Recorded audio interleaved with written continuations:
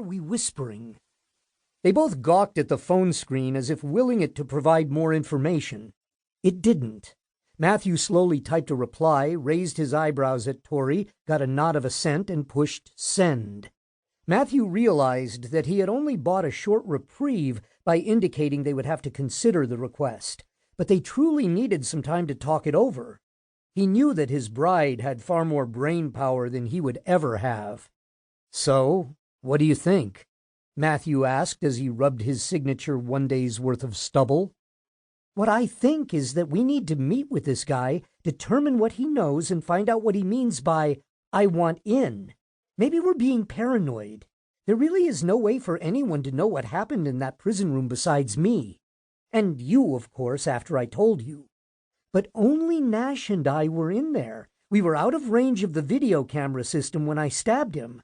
And dead men tell no tales, as they say, so no one else could know anything." "All of that's true, but then where's this coming from?" Matthew paused and snapped his fingers. "I have an idea. Why don't I call my private investigator who's surveilling George Rincon for us? Maybe he could help." "I don't know about bringing another person into the loop on this. And the investigator told you that he'd be finished with Rincon in about a week. I don't want to disturb that work. I vote that we set up a meeting in a public place and hear what this guy has to say. I'm apprehensive, but I'm more curious than anything. I want to know who this is and what he thinks he knows." Matthew shrugged with upturned palms. "I guess I don't have a better idea."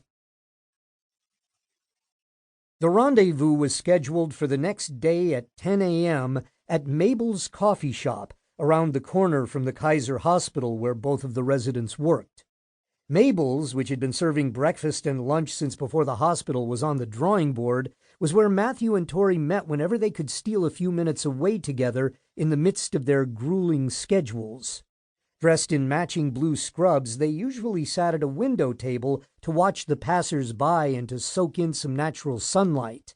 But today they sat side by side at the table farthest from the street entrance, with their backs against the wall and their hands clasped together in Matthew's lap.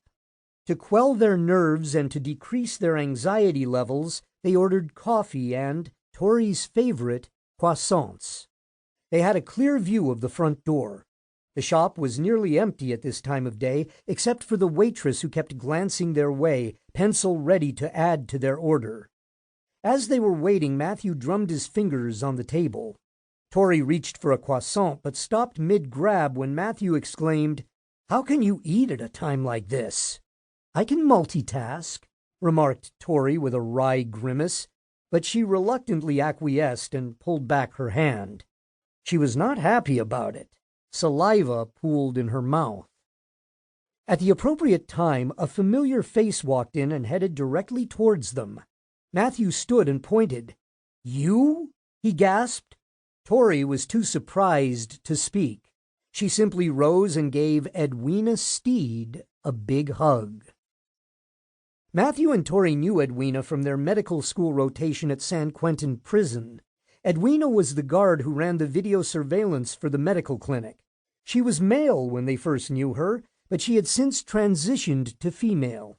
At that time her name was Ed, but almost everyone had called her Mr. Ed, a reference to a popular but ridiculous 1960s TV sitcom about a talking horse.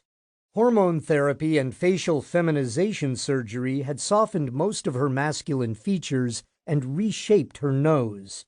All traces of facial hair had been removed. With shoulder-length hair and makeup, she was now quite striking. After the transition, her closest friends were invited to call her Mrs. Ed.